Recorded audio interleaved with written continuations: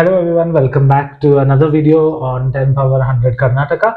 I am Tejas and I'm back to do another video for the 4 markers which will help you in your board examination that is coming up in the next month, actually in this month itself, right? So English exam is fixed on March 2nd, so I'm hoping that all of you are preparing well in your study holidays. If you're not, I hope this channel is helping you to motivate yourself and prepare well. And if you're still not, then I would urge you to actually look at these videos across the different subjects that are actually uploaded on YouTube so that you yourself will feel more motivated to attend the examination. On that note, let's begin this video. I wanted to keep it as crisp and clear as possible so that you will take away the maximum without wasting a lot of time being online, right? So what I will do today is I actually was going through your comments for my last video. Firstly, I just want to say thank you so much for really taking the pain of actually watching through the video, looking at the notes, listening to the explanations. I mean, it was great, right? To see both the 2 markers and the 3 markers actually were received quite well. So I'm actually feeling very excited as I do the 4 mark video. I know I had said that I will be doing another video for the 3 mark questions. I have covered 3 mark questions out of 4. I will be covering another section for you in the upcoming videos itself, right? But what I noticed in your comments was a lot of you were actually saying that you want support with grammar. Don't worry, that is also something that I have in my plan, and I aim to finish it well before your examination so that you will actually be prepared for your grammar as well. There was a lot of request for 4 markers, and that's what I'm actually planning to do in this video. I think a few of you have also reached out for reported speech. I know it is quite a difficult thing to do actually, because there's a lot of rules and conventions that you need to keep in mind when it comes to reported speech. So I will also be doing that video with grammar video itself. I think a few of you had this interesting question, right? How do you write the answers? If I write whatever you are sharing, is this enough, right? I think English evaluation is going to be purely subjective, meaning it depends on the evaluator, right? And our job as students is actually to write the best answer. And my attempt was actually to give you a best draft of the answer, which comprises of all the keywords that will actually give you a step to be closer to getting the 3 marks, right? So I think what I have shared with you in the previous videos are good enough for you. Of course, please do follow the tips. Do not make any unnecessary errors like spelling or grammatical errors. I think that should be enough. Should we write the headings? No, it's not necessary for you to write introduction, body, and all of those things, right? It's not necessary for you to write all of those headings. Just have 2 distinct paragraphs in your answers, or 3 or 4 paragraphs in your answers. I think that should be enough. You don't have to write intro, then write the introduction, main answer, then write the main answer. You can just start it away by writing the answer itself. This was a good question, right? So some of you have actually said that are there different types of questions? Is this much enough for us to refer to? I think from my experience, I can say that what I'm trying to cover is a complete package for you, which will give you your marks. I think in all possibilities, this should be more than enough for you. I am going to guarantee that mostly 95% to 97%, I think we are covering everything in our videos. But I want you to go back to the first video that I shared, right? In the 2 mark video, there was an image in the last few minutes, and that was to be completely thorough with your textbook, right? And if you really are aiming for 80 out of 80, which some of you are actually aiming for, and I read that in the comments, then I think being thorough with the textbook is very important. However, if you don't have time and if you feel that you need some resources, I would definitely say our videos are capturing those resources for you. Also, that on the Telegram channel, you will notice that all the resources that I'm using for my classes here are updated, and I would request you and I would urge you very strongly to go to those resources and to refer to those resources as well, right? So holistically, wholesome in all together, I'm trying to cover everything that is necessary for you. So keep your comments going, keep asking questions, and I am happy to answer those questions in the videos as well. So if that is clear, let's move on to what we are actually covering today, which is our 4 mark question. Now, if you look at your papers, literature carries 40 marks. I've already clarified this to you. And the remaining 40 marks actually comes from your grammar writing pieces, right? Now, in that 40 marks, you will have 10 marks, which is your MCQs. And then you have your 2 marks questions you need to answer 3 questions, which is totally going to cover 6 marks for you. And then you will have your 3 mark questions out. You will have to write 4 questions, which is going to be 12. Similarly, your 4 mark questions, you have to attempt 3 questions, which is again going to give you your 12 marks. So this is roughly how the board has decided to break down your literature section, right? So I have already covered this and I have already covered this. I know that we have to cover one more question. We will cover it. In today's video, I'm going to touch base on all the possible 4-mark questions, the chapters or the lessons that are related to it, right? So we have 6 questions that you will get. 1 question each. 1 question you get from the second lesson, which is 2 deer. Then you get 1 question from the play, which is sunny morning. This is my favorite, I would say. Then you have 1 question which you'll get from the gardener, after which you get 1 question from I believe books will never disappear. Then you get 1 question from voter, and you will get 1 question from where there is a wheel. So these are the 6 lessons from which you will have your 4 markers. Now, if you are smart and if you are strategic, and that's what I am aiming for all of you to be, you have to attend 3 questions, is what I said, right? Now, the best thing for you to do is choose sunny morning, choose I believe books will never disappear, and where there is a wheel. The reason why I feel these lessons are easy for you is because, especially books and where there is a wheel, this is non-fiction, right? So it is all about facts, it's all about details. If you're able to remember those details and facts, then you should be able to really replicate those answers, and you don't need to be worried about a lot of grammar and things like that, or you might forget certain events and all of that. In 2 deer, you have a lot of things, right? They will go to the French government, they'll go to the brother monarch, then the Italian government. There's a lot of things to remember in 2 deer, which is why I'm not very strongly inching towards that to attempt that question. But personally, my choice will be to always attempt questions from sunny morning, I believe books will never disappear, where there is a wheel. And I would always say have one backup question for you, and that backup question can be either from Gardner or 2 deer. So in my videos, especially today, I'm going to be covering the possible questions from sunny morning, which is again one of the most easiest plays that you have ever read, right? It is so simple. It's just like one romantic love story which you will remember, and it's very, very simple. And I will also cover all the 4-mark questions that can come from I believe books will never disappear. So this way, from this video, you should get 8 marks, or roughly around 7 marks if you are getting 3.5 per question, right? So that's the aim, to cover all the possible things from these 2 lessons. And if this logic is clear, let's move ahead with the next section, which is to decode all the possible questions that will come from these chapters. One thing I will give you a disclaimer is that no matter what type of question they ask you, your answer should contain specific details relevant to that particular question. Okay, so that's the trick that I will try to teach you today, and we will try to keep it as fast as possible so that you get all the points, and you can refer to the notes which I am presenting over here on the Telegram channel, which should be a good enough thing for you as well. Okay, so basically I've broken this down into two categories. One are the easy questions. Basically, there are a few easy questions that you'll get from here, and I think one tricky question can always be coming from this play, right? So the easy questions are basically the fictitious stories of Don Gonzalo and Donna Laura. Those who know the story, and if you don't know, I'm going to tell you a little bit about the story immediately. So there are 2 main characters, that is Don Gonzalo and Donna Laura. They both share fake stories about their own lives, right? And what those stories could be one possible 4-mark question.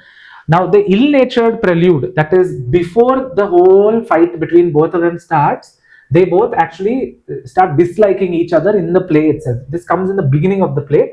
Usually this question comes for a 3-marker, so I will not cover this in this video. However, I will cover this in the subsequent video when I will be doing a 3-mark question. And the other 3-mark question that you might get is the description of Donna Laura's beauty. Basically, if you know the story, you will know that Donna Laura actually creates a new character, and that character is the Silver Maiden, who is her best friend, right? So she describes the beauty of that friend of hers. So how is she describing the beauty of her is another possible 3-mark question. I am again clarifying these 2 questions. I will be covering it in the next video where I will be doing the 3-marker. I do say, as you recollect, there is one question that is pending. Now the tricky question that you can get from here is, how did they try to conceal their identities from each other? So they try to hide their identities. Now, conceal means to hide something. Okay. Now, how did they hide these identities from each other? That is a possible 4-mark question, which is also very similar to ways of providence. Now, what this word ways of providence means is how fate actually separates them first and then it brings them back together. Okay, imagine there are two lovers at a young age. First they fall in love and then they're unfortunately separated because of fate, and then fate actually brings them together one fine day after so many years, right? So that is a possible question that they will ask you, and I'm spending some time here because I want you to understand that these are the questions. If you know the question, you'll write the relevant answer. Otherwise you'll just write summary, which will not give you your marks at all, right? So in this video I'm actually going to cover question number 1 and question number and this tricky question, which will give you a good understanding of what you need to write. Now, before I proceed, I'm going to tell you very quickly the story. For those who know the story, you might skip a little bit. If you don't know the story, listen to it. I would actually say listen to the story itself, right? So the whole sunny morning is revolving around two old people who are 70 years old, right? One is the male who's called as Don Gonzalo, and then you have a female character who's again in her 70s, and she is called Donna Laura. They both come together and meet each other on a sunny afternoon in a park, and that park was in Madrid, which is in Spain. So they come and they meet each other in the park after so many years. Initially, when they meet each other, they come with two servants. Don Gonzalo comes with his servant. The name of his servant is Juanito, and Donna Laura comes with her maid. The maid's name was Petra. Okay, so when they come to these places, first Donna Laura comes to the park with her maid Petra. Petra goes to see her beloved, who is actually the watchman of the park or some of the park over there. She actually wants to see her beloved over there itself, right? So she leaves her and she goes there. When she goes there, Donna Laura's regular routine is that she goes to the bench, and when she goes to the bench, she starts feeding breadcrumbs to the pigeons which are there in the park. Okay, so that is her regular routine. She goes, she sits on the bench, and she starts feeding pigeons the breadcrumbs. At the same time, you have one more bench. On that bench, you have three priests who are actually sitting over there, and they're just sitting over there, right? And that is when Don Gonzalo enters the scene. And when he enters the scene, he notices that his bench is occupied by the three priests, which he does not like. And you know, no, 70-year-old people are very cranky, they're very old, they don't like all of these things. So he gets very angry and then he starts creating a ruckus. So he feels that they're not supposed to be sitting over there, they should be praying and all of that. And in that fit of anger, he actually scares the pigeons away. The pigeons will get scared and they will fly away. Because of which Donna Laura gets angry and calls him an ill-natured man. That's your answer for this question. Okay. So if they ask you what on all happened before this ill-natured prelude, then you'll have to write all of these things that I shared. Okay. Hence, I'm telling you, I will be sharing that in the 3-mark video as well. Now, the actual story starts where they both fight with each other, and they start in the process of fighting with each other. They pull each other's leg. Again, 70-year-old, they are not going to be happy with about all the things that's happening in life. So what they do is they start pulling each other's legs. And in the process of pulling each other, there are 4 examples that they give. The first one is about the handkerchief. Don Gonzalo removes his handkerchief and starts cleaning his shoes, and she considers that to be completely unacceptable, right? So that is one. The second thing is when he opens his glasses and reads the book that he wants to read, she compares it to a telescope. And then they share with each other a quick banter. They start pulling each other's leg. So like this, there are several events that happen, post which they take a pinch of snuff. And once they take that pinch of snuff, they actually they start becoming friends with each other because they both liked it, right? So this is where the entire fictitious story elements will start. That is where they start sharing stories about each other's life. And in the process of sharing each other's story, they actually realize that they were former lovers and they want to hide their identity from each other. Okay, so I'll pause here because this will segue into this particular question itself. So we'll move on to this question. How do we answer this question, right? But before that, like I said, I like giving introduction for every question. So this is a very simple introduction that you can write for your answer. I think I've already covered this in my explanation. Park in Madrid, 2 former lovers. They are in their 70s and they meet each other in a chance encounter. It's not that they, like I said, fate finally decided to put them together and talk to each other after so many years. So what are the fictitious stories right now, right? So for this, before this, you just need to know the original story. If you know the original story, you should be able to answer this quite well. So the original story goes that there was a villa called Maricela. In Maricela, there was a beautiful lady. Her name was the Silver Maiden. Okay. Now, what was she doing? She was so beautiful that that she was supposed to marry a merchant. However, Don Gonzalo's cousin, also called as the gallant horseman,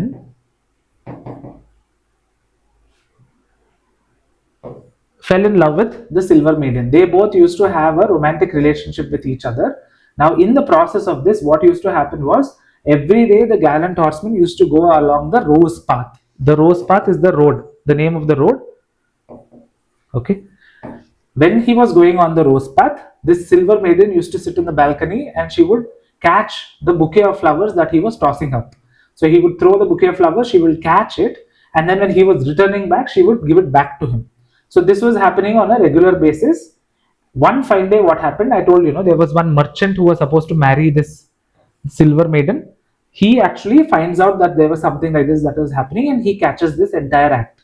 Because of that, Don Gonzalo's cousin and the merchant, they both get into a fight with each other. First it will be a regular fight, and then it becomes a duel. A duel is basically a kind of fight where one person has to kill another person or badly injure another person. Now in that duel, what happens? In the beach, the merchant is badly injured by Don Gonzalo's cousin. Now because of that injury, Don Gonzalo's cousin gets very scared and he tries to run away, and he escapes to his cousin's house. Who is his cousin? Don Gonzalo. He goes to his house, which was in Seville, and then from there he will go off to Madrid, and from Madrid he will do all of these things. This is where the fictitious story element comes. Whatever I have told you so far is the original story. Now, what should you write when they ask you the fictitious story? Now, this is from the key answers that the board has released from the previous year papers. So I've just collated all of the points over here, right? So Don Gonzalo states that the gallant horseman wrote letters to the Silver Maiden, but these letters were intercepted by her parents. Okay, that's a word which is used in your textbook as well. Intercepted means it was not received. They cut the letters. It was intercepted by her parents. There was no responses from her, and as a result, he was dejected. That means he was feeling very bad about the whole thing, and he went and fought in a battle which was happening in Africa. He joined the army in Africa, and when he was in the army, in one of the trenches, he actually died a battle holding the flag of Spain, and he uttered or whispered Donna Laura's name when he was about to die. Okay, so that's the whole story that you should be able to remember over here. That is his fictitious story, fake story. Basically, he went, and when he was in his cousin's house, that is Don Gonzalo's house, he started writing. He went to Madrid, and from Madrid, he started writing letters to the Silver Maiden, also known as Laura Lorente. Okay, but unfortunately, the letters were intercepted by her parents, and because the letters were intercepted by her parents, there was no response from her end. He didn't receive any responses, so he felt very disappointed. He was in despair, so he went and joined the army in Africa. In that army, during one of the battles, in one of the trenches, he actually met a glorious death, and in that death, he was holding the flag of Spain and whispered the name of his beloved, and he died. So that is how Don Gonzalo actually created a fake story about his own death. But in reality, that is not what happened. Similarly, after hearing this, Donna Laura also does not want to give up. No? So she also starts creating another fake story. So what is her fake story? Her fake story again was very simple. So she said that the Silver Maiden, which was her friend, she waited for the gallant horseman to send back the letters, but she also didn't get back anything. So what happened after that? She was disappointed, and one afternoon she went to the beach.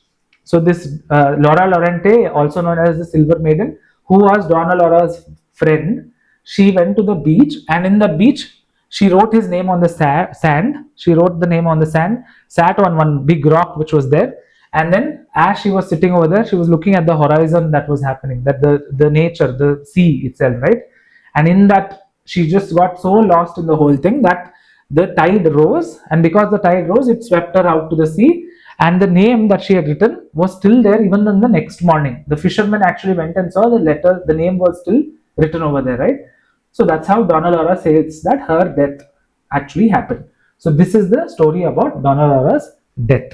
So like this, they create stories about their own deaths to hide their identities from each other. They don't want to show that they were in love with each other. So to hide their identities, they did this. Yeah. So this is one 4-mark question that they will give you. Like I said, there is a lot to write, right? So as you listen to this, I think it will help you visualize the story very well.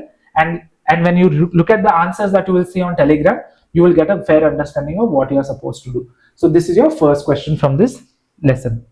Now, moving on, how did they conceal their identities, or why did they choose to conceal their identities? Also, they can ask you. When they ask you this question, this is the key answer that the board had to say. Like I said, there was an ill-natured prelude. I have already told you what the ill-natured prelude was. Basically, he scared the pigeons, and he wanted the seat that the priests were sitting. He wanted it for himself, right? They got peace between each other through the pinch of snuff. Then they started reading the book. They identified each other, right? So while they were reading the book, they started identifying each other. They got to know that, oh, this is my former lover itself, right? So when they had that realization, they wanted to hide their identity because their age, they had aged now. No? They were already in their 70s. So keeping that in mind, they decided to kill themselves in the stories that they created.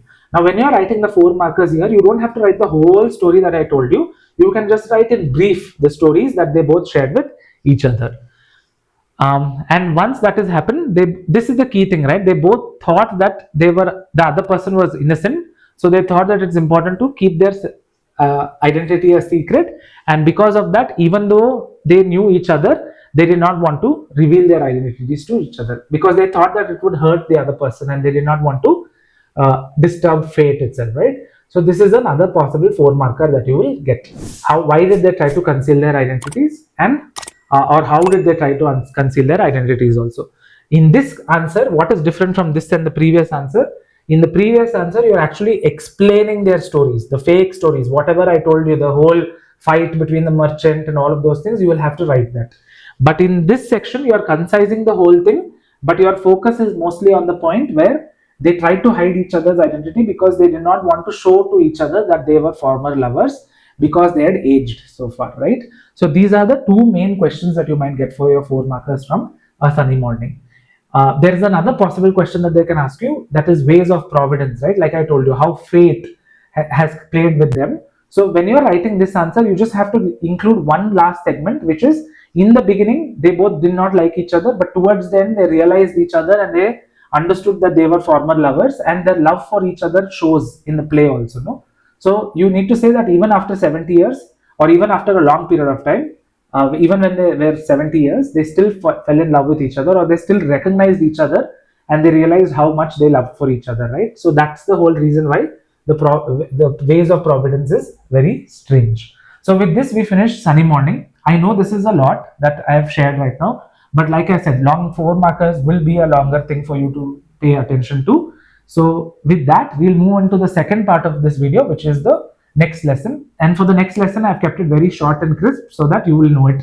And like I said, the next lesson is not fiction, it is non-fiction, right? Which means it's all about facts and details. So there's nothing much to explain over here. It's just remembering the key things that is important. And on that note, I'll move to the second one, which is I believe books will never disappear. Personally, again, I would urge all of you to focus on this lesson because this is very simple and it is not very complicated also. So in this lesson, there are 4 possible questions that you might get. And I'm just going to show you very quickly what you should be writing on this in these 4 questions. First thing, will focus on Borges's view about his mother. Alifano Borges has an interview with the interviewer, right? So he asks about his mother. So what is his views about his mother? The second thing about blindness, I would say this is not a very important question, but nonetheless, you can read it. The next question is about poetry and poem. What is the difference between a poem and poetry? This I think is very important. I think a lot of times they have asked you this question. And why books are not irreplaceable, or why books are something that cannot be replaced, right? The function of books is always very, very important. They can ask you this. This is also a very popular question that they have always asked you for 4 marks. So these are the 4 possible questions that you might get from this lesson. Now, how do you tackle these questions? What I've done is I've actually written down the answer for your reference over here. So I'm just very fast, very quickly, I'll just run you through it so that you have a broad understanding of the whole thing. So if you ask about the mother, I'll just emphasize on the keywords, children. So the first thing is his mother was an extraordinary person. This is important. This is the keyword that you should write. He also speaks about her with a lot of admiration, but he also feels guilty. Okay, this is very important again. Um, he says that she was very kind, and he feels guilty for not having been a happy man. He did not give her the deserved happiness, right? So this is again very important. He's feeling guilty because he did not give the happiness to her. He also says that I feel guilty, suggests that he is regretting that he was not understanding it when she was alive. Usually children, and that's what he says, no, children realize that they have taken them for granted. It's only after their death that they will realize that the mother was a very important person for them in their life, right? So this is again another important keyword. And then he compares all of this to the sun, the moon, and the seasons, right? This is also key for you to write. He feels that he may have abused her quiet presence by assuming she would always be there. Despite his guilt, he honors her memory by describing her as an intelligent and gracious woman. Again, keywords, I'm underlining that for your reference. Who he believes had no enemies. This is also important. His view combines love, reverence, and sorrowful self-reflection. So that is what he really thinks about his own mother. Again, keywords: extraordinary person, feeling guilty, not having been a happy man, did not give her the deserved happiness. He has a regret, taken for granted, compares to sun, moon, and seasons. And then he says that she is an intelligent, gracious woman. She had no enemies. These are the combination of words that are used by Borges to describe his own mother. Very simple 4-mark question. If you are able to remember the keywords and if you are able to write proper grammatically correct sentences, you might get full 4 marks from this, because like I said, there are no stories. You will not forget any facts. No, it's all about just writing the details as it is. So this is the first question. The second question is about blindness, right? Like, what was his thoughts about blindness? Now, for blindness, he believes that he is not entirely unhappy. He's saying that he's not very unhappy with the fact that he's blind. According to him, whatever happens to a person is considered as a resource. This is again a key word. He believes that all events are given to us for purpose. Everything that is given to us are given for a reason, and artist needs to feel this even more than others, right? Because he is an artist, he's a writer, right? Writes books and all of that. He thinks that whatever is given to you, you should always be happy about it, especially if you are an artist. So then he uses few things, right? He says that he includes blindness amongst humiliations, misfortunes, and embarrassments. Even though they are all part of life, it is important for us to accept it and use it as a resource, is what he's saying. These are keywords that you should keep in mind. Instead, he views them as raw material. So one should consider humiliation, misfortune, and embarrassments as all raw materials. If you don't have all of these things, you will not succeed in life, right? So, and he gives the example of clay. Now, how an artist uses the clay to shape his own art is very important over here.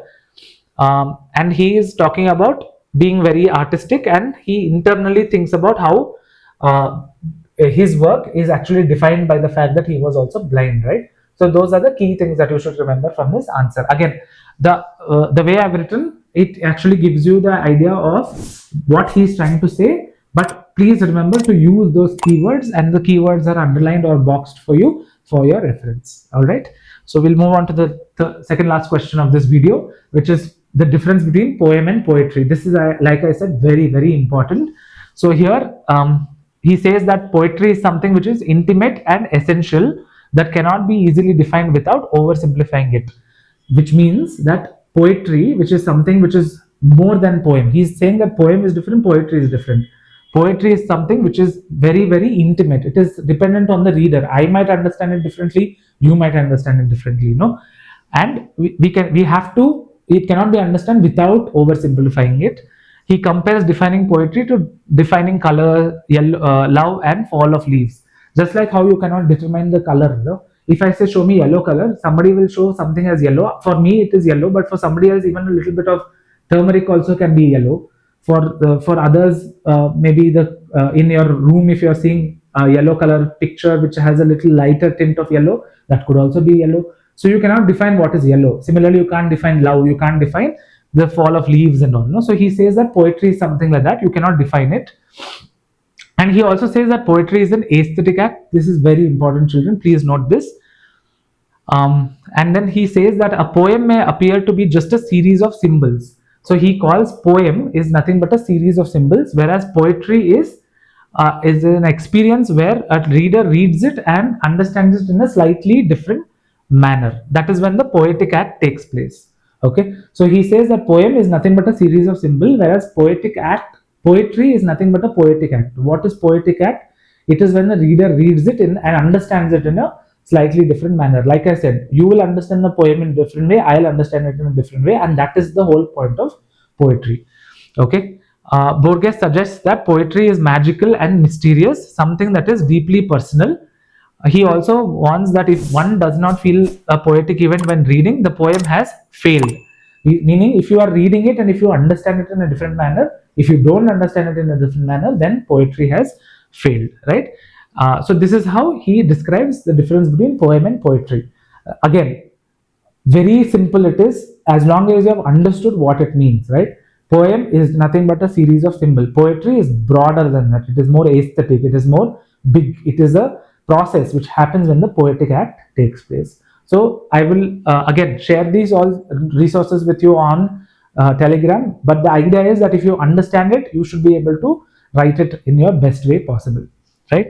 Now the last question for today's video is the significance of books. Why are books important for us? Like why is the function of book not at all replaceable, right? So for both the questions you can write this answer. This is where he's talking about extensions, no? So modern modes of communication, no matter how many ever modes of communication we have, books is always an extension of it, right? Like that is what he's trying to say over here. So let's look at it. While other tools extend parts of human body, he gives the example of telephone extends the voice, right? Initially we would talk to each other face to face, but today we have a telephone. You call somebody, it is just an extension of our voice. The second thing is telescope and microscope extend sight. Nowadays, if you want to see what's out in the space, you just need one telescope, you can see it. Similarly, what is so small you can't see microbes, you can see it through a microscope, right? So he says it is an extension of our sight, and books alone is an extension of imagination and memory.